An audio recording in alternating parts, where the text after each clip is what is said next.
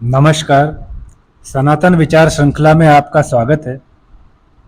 इस वीडियो में जो आपको बताया जा रहा है वह श्रीमद् भागवत पुराण से लिया हुआ है कि प्राचीन काल में शूरसेन देश में चक्रवर्ती सम्राट महाराज चित्रकेतु राज्य करते थे। उनके राज्य में आनंद ही आनंद था। किसी को भी धन धान्य की कमी नहीं थी। सभी सुखी और रोग मुक्त थे। किसी का भी किसी के अन्न के साथ कोई विवाद नहीं था। सभी अपनी 100 वर्ष की आयु पूर्ण करते थे। महाराज चित्रकेतु के कई रानियां थी। महाराज चित्रकेतु को किसी प्रकार की कोई कमी नहीं थी। वे सुंदरता, उदारता, शक्ति, व्यवहार, स्वास्थ्य, कुलीनता, ऐश्वर्य और संपत्ति आदि सभी गुणों से संपन्न थे। लेकिन उनको एक भारी दुख था कि महाराज चित्रकेतु के कोई संतान नहीं थी। वे कई यज्ञ पूजा पाठ करवा करके भी देख चुके थे, लेकिन उनके कोई संतान पैदा नहीं हुई। इससे उनकी व्याकुलता उनकी वाणी में आने लगी। इस प्रकार से सामाजिक जीवन में ऐसा होता ही है। जो व्यक्ति ज़्यादा सभ्य होता है, ज़्यादा पुरस्कृत होता है प्रभु के द्वारा, अगर उसके पास में आगे वंश चलाने वाला ना हो तो उसको अत्यंत पीड़ा का अनुभव होता रहता है और वह उसकी वाणी में हो जाता है। एक दिन महर्षि अंगिरा, जो कि अथर्ववेद के रचयिता माने जाते हैं, वे उनके पास आते हैं। महाराज चित्रकेतु स्वयं धरती पर बैठकर महर्षि अंगिरा को आसन पर बिठाते हैं और महर्षि अंगिरा का खूब सम्मान करते हैं और महर्षि को प्रसन्न कर देते हैं। प्रसन्न होकर के महर्षि अंगिरा महाराज चित्रकेतु से कहते हैं कि जैसे जीव 7 आवरण से घिरा रहता है, वैसे ही राजा 7 प्रकृतियों से घिरा रहता है, अर्थात गुरु, मंत्री, राष्ट्र, दुर्ग, कोष, सेना और मित्र। ये 7 प्रकृति राजा के साथ सदैव मित्र भाव में रहनी चाहिए। राजन, क्या आप इन 7 प्रकृति से प्रसन्न हैं? क्योंकि इन 7 प्रकृति की कुशलता से ही राजा की कुशलता है। महर्षि अंगिरा आगे कहते हैं, परंतु मैं यह देख रहा हूं कि राजन, आप संतुष्ट नहीं हैं। आपकी वाणी में व्याकुलता है। बताइए आपको किस प्रकार का कष्ट है। महर्षि अंगिरा राजा के मन के बात को अच्छी तरह से जानते थे। वे इतने विद्वान थे, फिर भी वे महाराज चित्रकेतु से ही कहलवाना चाहते थे। इस पर महाराज चित्रकेतु ने महर्षि के चरणों में अपना सिर रखकर निवेदन किया कि हे महर्षि, आपकी कृपा दृष्टि से मुझे पृथ्वी का साम्राज्य, ऐश्वर्य और संपत्तियां सभी प्राप्त है। प्रजाजन भी मेरा सम्मान करते हैं। व्यापारीगण, मंत्रीगण, सेना आदि सभी मेरे आदेश की तुरंत पालना करते हैं। किंतु मेरे कोई संतान नहीं है, जिस कारण से मुझे इन भोगों से भी तनिक शांति नहीं मिलती है। मेरा मन सदैव खिन्न और उदास रहता है।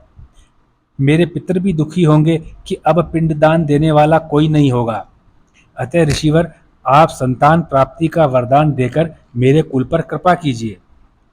ऐसा सुनकर महर्षि अंगिरा ने महाराज चित्रकेतु और उनकी पटरानी महारानी कृतद्युति को पुत्र प्राप्ति का आशीर्वाद दिया और महाराज चित्रकेतु को कहा कि उनके एक पुत्र होगा जो उनको हर्ष और शोक यानी खुशी और दुख दोनों देगा। ऐसा कहकर महर्षि अंगिरा चले गए और समय आने पर रानी कृतद्युति ने अग्नि कुमार को जन्म दिया। कई वर्षों के प्रयत्न के बाद संतान होने से महाराज चित्रकेतु की प्रसन्नता चरम पर थी और महारानी कृतद्युति का दिन रात अपने को सौभाग्यशाली मानकर हरि को धन्यवाद देती रहती थी। महाराज चित्रकेतु के कई रानियां थी।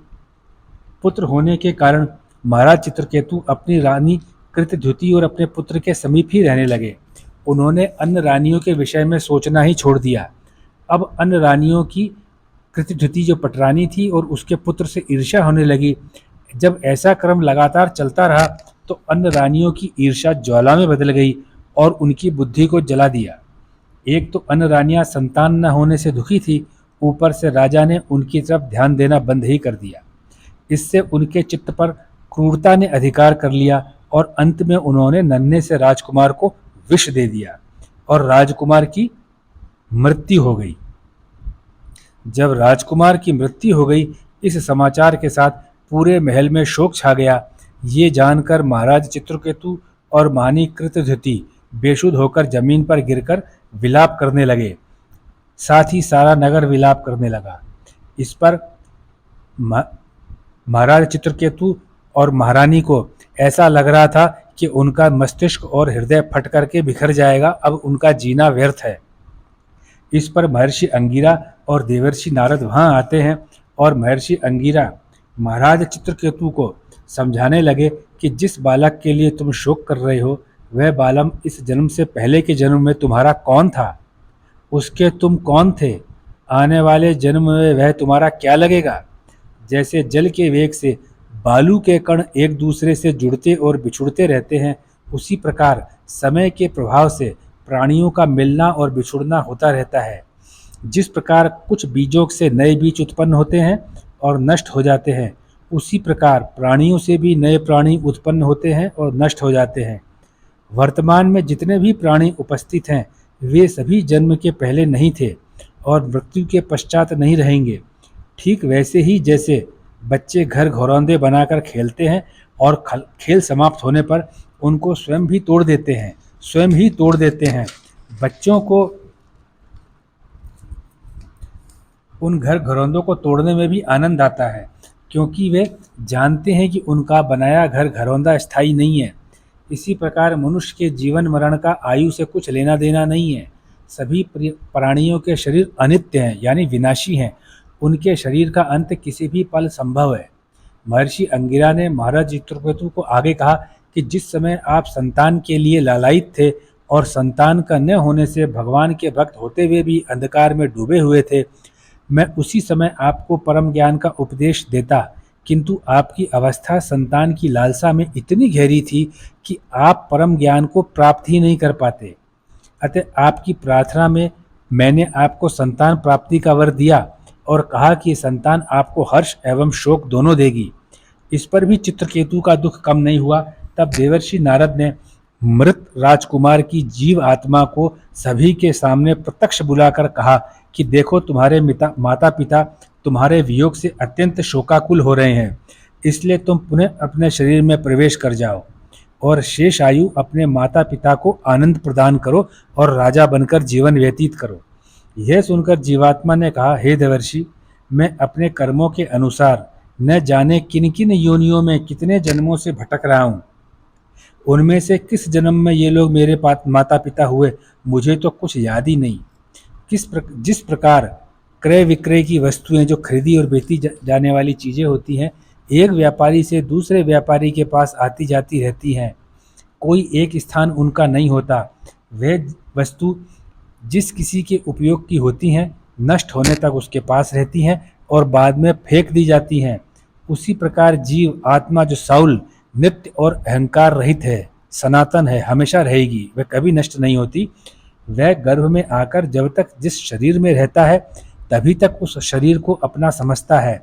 यह जीव जन्म मृत्यु से मुक्त है, यानी मैं जीव हूँ, मैं जन्म मृत्यु से मुक्त हूँ, मैं कोई शरीर नहीं हूँ। आप जिस लिए रोते हैं, आप जिसके लिए पीड़ा कर रहे हैं, जो आपके सामने पड़ा है वह शरीर है, वह मैं नहीं हूँ। तभी तक उस शरीर को अपना समझता हूँ जब तक मुझे उसमें रहना होता है। यह जीव जन्म मृत्यु से मुक्त है, मैं न कभी मरता हूँ न कभी पैदा होता हूँ। इस जीव का न कोई अत्यंत प्रिय है न कोई अप्रिय, न मुझे इतना प्यारा है कि मैं हमेशा उस शरीर में रहना चाहूँ, न इतना अप्रिय है कि मैं उसमें जाना भी न चाहूँ। न मेरा कोई अपना है न कोई पराया। यह जीव नित्य है, नित्य का अर्थ कभी नष्ट न होने वाला, अर्थात सनातन। यह जीव अविनाशी है, यह जीव सूक्ष्म है, सबका आश्रय है और स्वयं प्रकाश है। यह जीव यानी आत्मा स्वतंत्र है, इसलिए यह जीव आदि गुण दोष को ग्रहण नहीं करता, सदा उदासीन ही रहता है, न्यूट्रल रहता है, किसी भी भाव के अंदर नहीं जाता। वह जीवात्मा इस प्रकार कहकर चला गया और राजा चित्रकेतु और रानी कृतद्युति को संतोष प्राप्त हुआ और शोक मुक्त हो गए। इस प्रकार महर्षि अंगिरा और नारद के कहने पर उन्होंने अपना बाकी बचा जीवन पूरा धर्मानुसार बिताया और अंत में वे मोक्ष को प्राप्त हो गए, यानी श्री हरि नारायण विष्णु भगवान के श्री चरणों में उनका गंतव्य परम स्थान गोकुल धाम में प्राप्त हो गया। यह कथा श्रीमद् भगवत पुराण से ली गई है।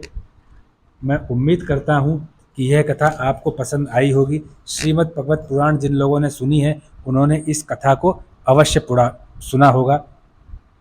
अपना बहुमूल्य समय देने के लिए आपका अत्यंत आभारी हूँ। धन्यवाद।